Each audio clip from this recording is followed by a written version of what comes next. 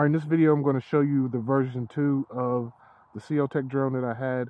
It's another indoor drone, kind of like a search and rescue type of drone. And I'll show you the comparison between the version 1 that I had. This was a 3-inch. This is a 3.5 on my left, my new one. That's the main difference is the size.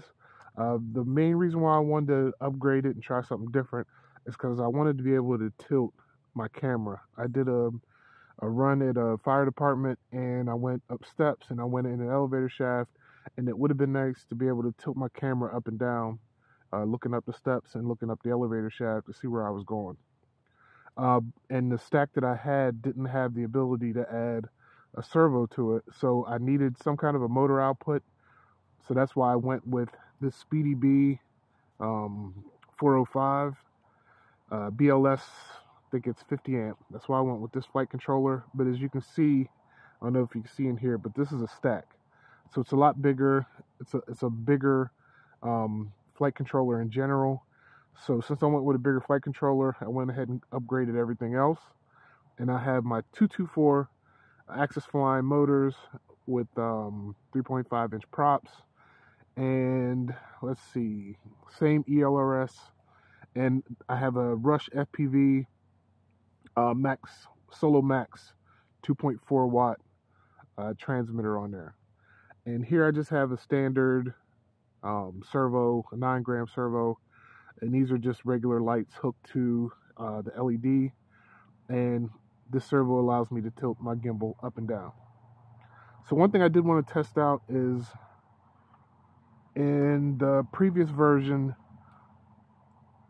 I wanted to use this Matek optical flow. So it has an optical flow and LiDAR in it, but it would only let me do up to, I believe, 2 meters, so that wouldn't do too well. I had to keep it kind of low to the ground. So if you're on a 2-story or anything like that, that optical flow wouldn't work. So I'm still using the optical flow. This is for the old version. Still using the optical flow, but I went ahead and bought this TF Mini LiDAR sensor. So I'm using this optical flow, this LiDAR sensor, and to tell you the truth, this thing flies perfect. It holds its position well indoors.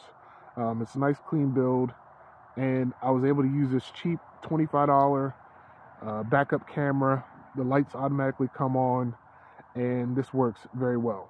But again, to be able to tilt it, I had to go ahead and upgrade to a different flight controller, and again, that's why we're here.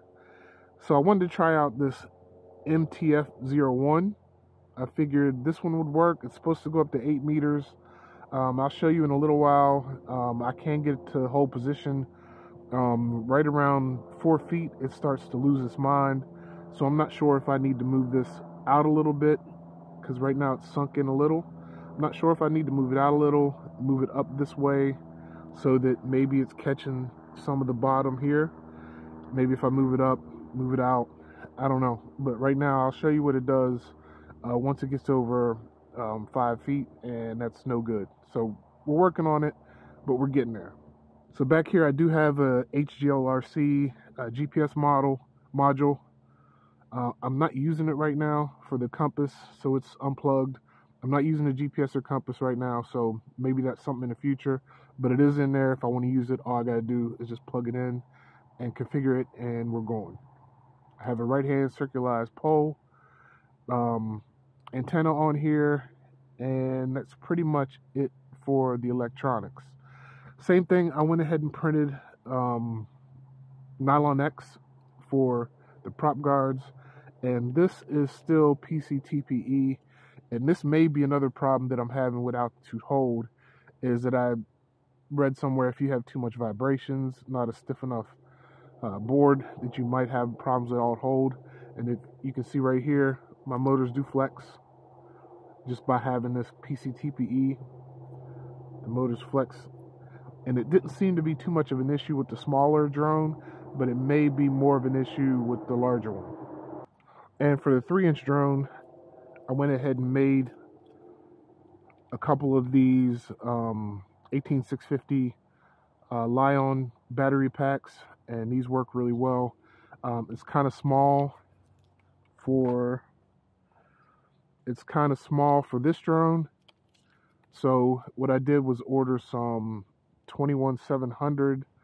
I think they're 42 amp. That should be enough. And we'll go ahead and try to wire these up and use that bigger battery with this drone.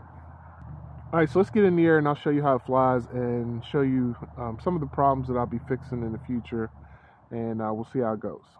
I'm going to be using the LIHV 1850 battery for this flight.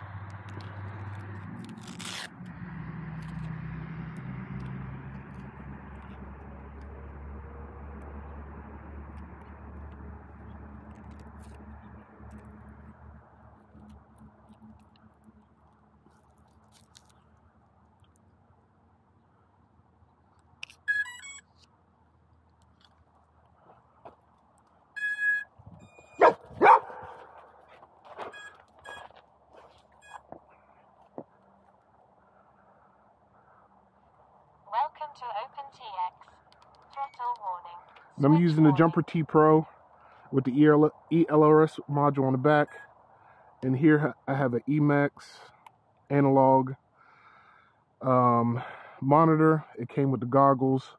What I might do is upgrade to the HD0 monitor in the future. We'll see. So let me go ahead and hit record. I'm going to have to hold her back. We'll try to hurry up and take off before she tries to get it.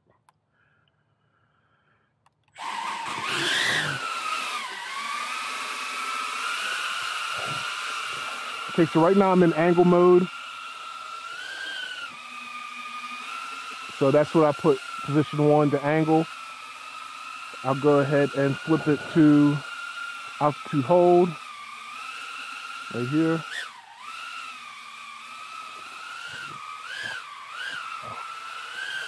That's altitude hold.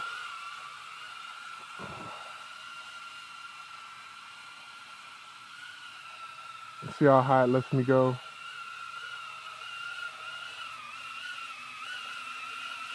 So now it's still climbing.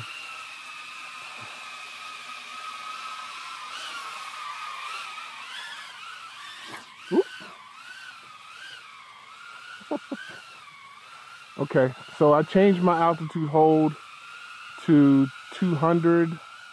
That's what it had for the MFT-01, which is 2 meters. So if I put my position in the middle, it'll hold the altitude. Now I just flipped to the surface mode. So let's bring it back so you can see it. It is following the terrain, so see how it went up. And I'm not touching it. We'll see if it holds position.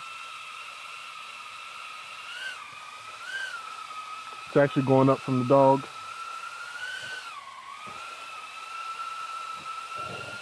So I know the sensor's working.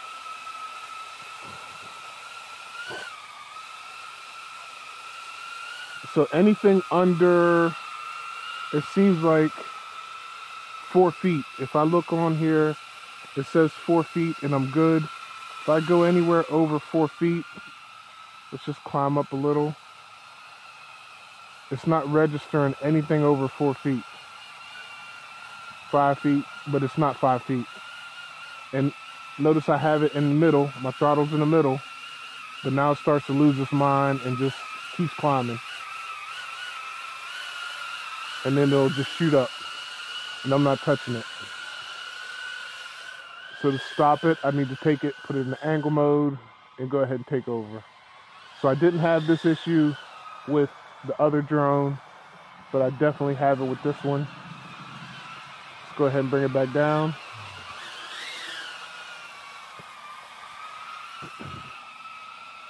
Okay, real quick, let me go ahead and bring it back down all the way. Put it back in the surface mode. Yeah, I gotta change that.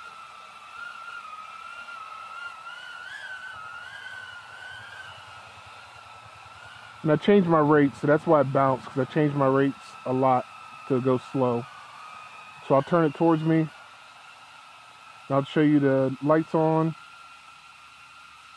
Now I have my lights on. I can turn my lights on and off for night flying. And then I'll show you tilting the gimbal. tilt my gimbal down, tilt my gimbal up, and that's pretty much what I wanted to do. I can almost go all the way up, and I can almost go all the way down. All right, I'm gonna go ahead and bring it in.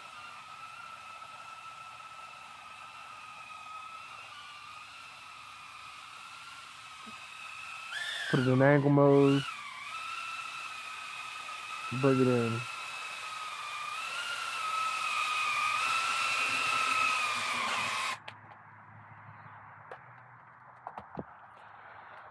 All right, I'm just gonna switch packs.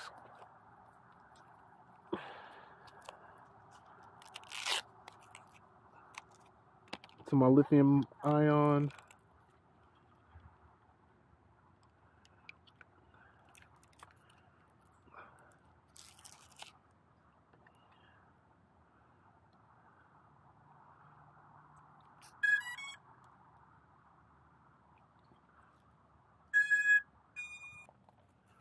And what I'm going to do here is go ahead and put my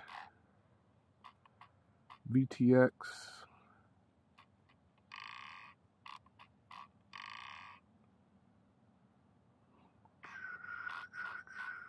it's at 2.5 watts, so we'll keep it there.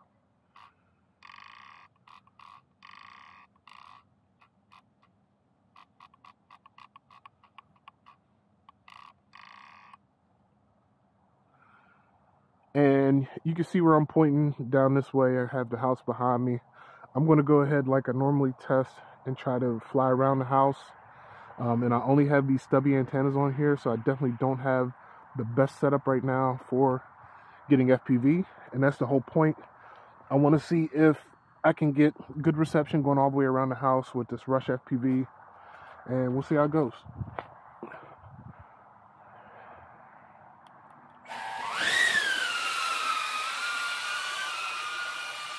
So because I'm having so much trouble with the altitude hold, I'm just going to leave it in angle mode and just fly around the house.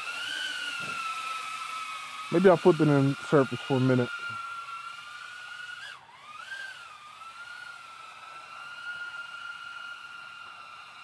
All right, I'm in hold mode, surface mode, and you can see my camera is a little shaky. That's because, and you can see here I'm going uphill, but I'm not touching the sticks. It's maintaining the position. It says 3 feet. So long as I stay low to the ground, I'm good. So I'm all the way around the house, which is good. I'm going through the house right now. Right now I'm in front of the house, so I'm going all the way through the house. Let's go back here.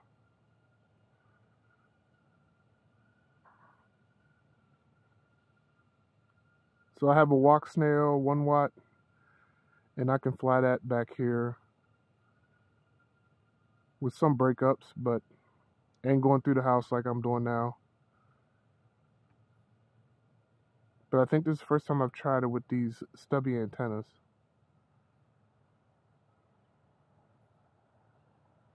And I can still fly, see where I'm going. So that's good reception. Knowing I'm going all the way through the house, like I said, this is supposed to be an indoor drone. It'll probably be good to go up and down floors. And again, I can tilt my gimbal up, tilt it down. Come around the front of here. And it'll probably shoot up in the air pretty soon. Yep, there it goes. I'll put it in angle mode. Just to stop it from doing that. And I'm just going to keep it in angle mode.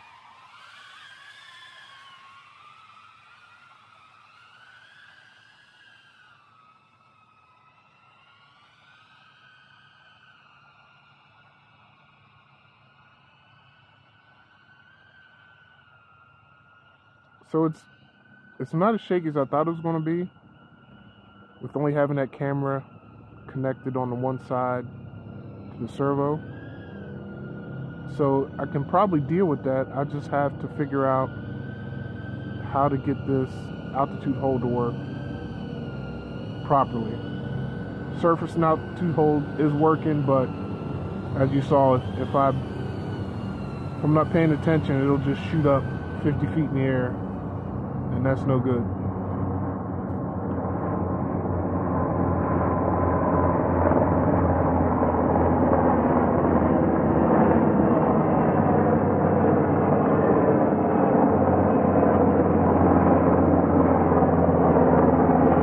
Helicopters. I live close to a base. See if I can see him in the drone.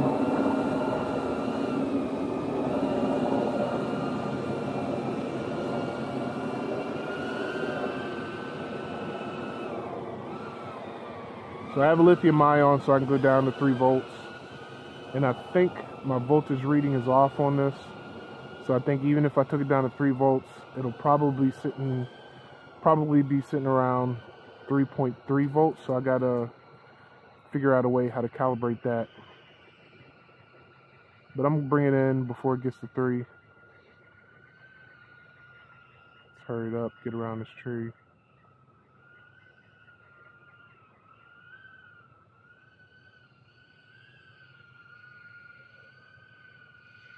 And bring it on in.